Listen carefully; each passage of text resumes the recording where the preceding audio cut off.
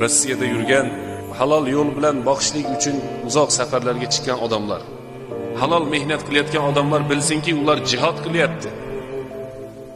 Ayniqsa o'sha Rossiyada yurgan odamlar sovuqga chidab, qiyinchiligiga chidab, ona xazyainni har xil aytayotgan so'zlarga chidab, yana bir ishlar bo'lib keyin halol mehnat qilishayotgan bo'lsa, bular jihodda.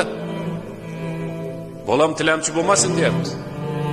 Oilam ko'chada yurmasin, meni ayolim bu yerda yurmasin. Men erkak kishiman, shularni men o'zimni zimmamga olganman degan maqsadda bo'lsa, bular Allohning yo'lida. Kasb hunarda ayb bo'lmaydi, agar halol bo'lsa. U birovni oyog'idagi oyoq kiyimini kremlab qo'yadimi, ko'cha shupuradimi, arava tortadimi, birovning uyida ish qiladimi? Kasb hunar halol bo'lsa, unda ayb bo'lmaydi. Kiyimlari najosat bo'lmasin, lekin kiyimi pok bo'lsin. Farqi shu yerda xolos.